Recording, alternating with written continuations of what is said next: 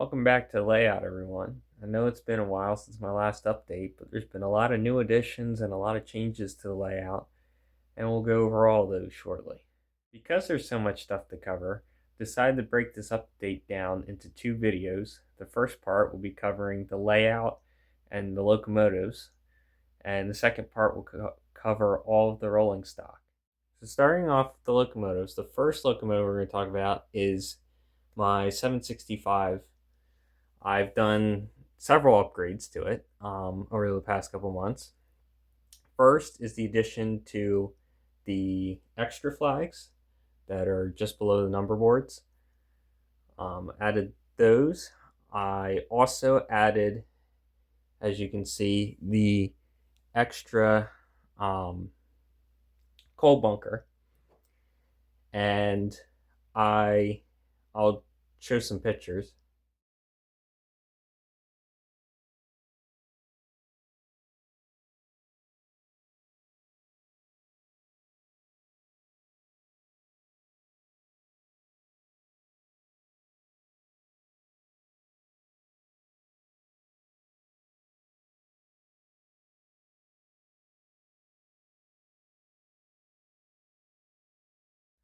I ended up cutting out the old coal bunker, as the real one has a regular coal bunker along with the extended version. And so after cutting it out, I put in a new floor, and then out of styrene built the extended version along with the regular version, which can be easily swapped out by just removing the one and dropping in the shorter version.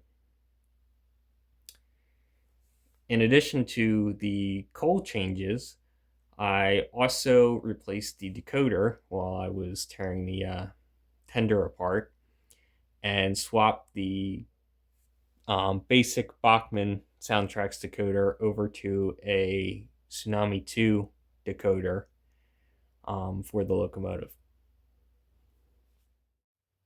In terms of new locomotives, I acquired this Athearn Genesis SD70 ACU with Tsunami 2.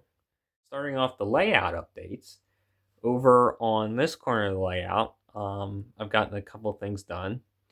One is a new NCE wireless throttle. Well, I've actually had the throttle, but for a year, but now I've finally gotten the radio receiver for it. So now I finally have a wireless for the layout. Also, the lights are now functioning again. Um, Shortly after my last update, the lights decided to, a few of them decided to burn out, and it's because of I was overloading the circuit that they were on that I had designed. So instead of running it off of track power like I have for the past several years, I finally went and redid the wiring. I ended up using a Woodland Scenics Just Plug system. I installed it underneath the um, engine house section. The switch, I wired it back to the switch that's already on the layout, um, and then just moved around the lights corresponding to the different sections to best distribute the power.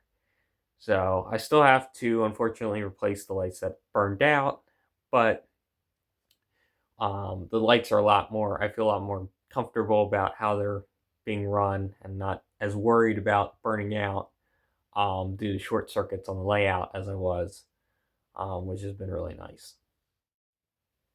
Moving to the opposite side of the layout, a couple of things that I've gotten done is I went back. I wasn't real happy with how I painted the rockwork because it was painted on with a brush.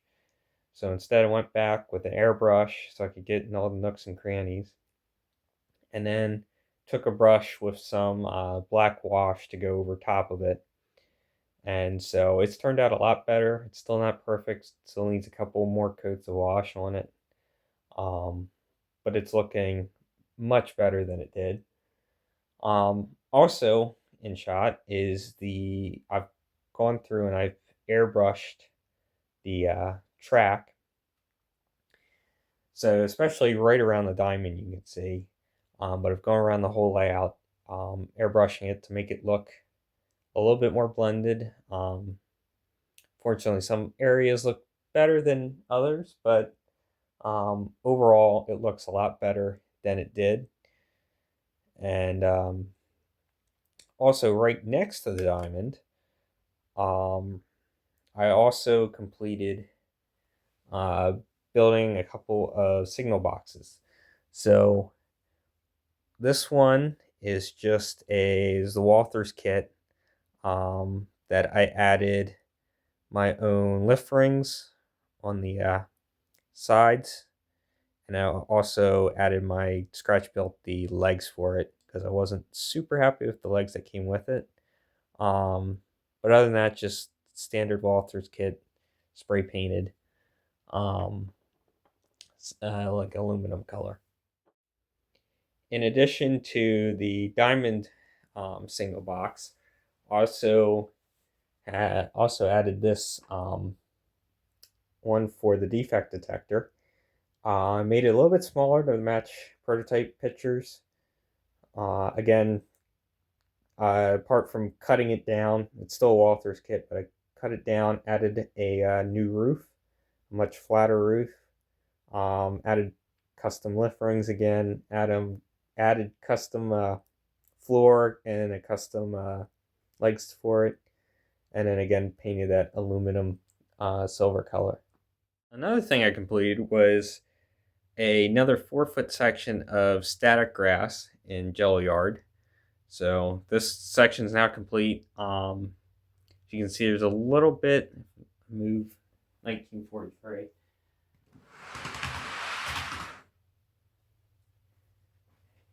There's a little bit different color as it kind of forms a gradient over on the road side of Jello Yard. And then in the upper left hand corner, you can see there's some a little bit of trees and a little bit of bushes that are just starting to grow up at this time um, near Jello Yard. So last few things in terms of what I've gotten done on layout. One is I've gotten it painted, the Tastykake truck. Got the wheels and chassis painted along with the actual body.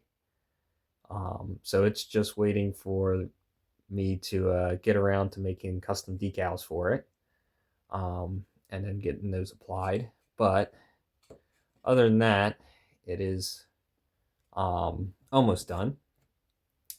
I also got done the mulch container that is at the end of Jello Yard.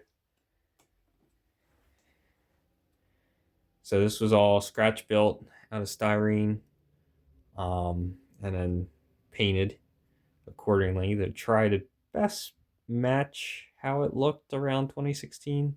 Not a ton of photos and kind of roughly going off of Google Maps, but it's how it turned out pretty decent. And now I just got to make sure the positioning is 100% correct before I can finish the rest of the scenery over on this portion of the layout. And then the very last thing is I've also added another picture to the wall, which is a Reading print. So this concludes part one. I'll leave you guys with a run by of 765. And part two, we will pick up with all of the new rolling stock and all of the weathered rolling stock that I've gotten over the last several months. So see you guys in that video.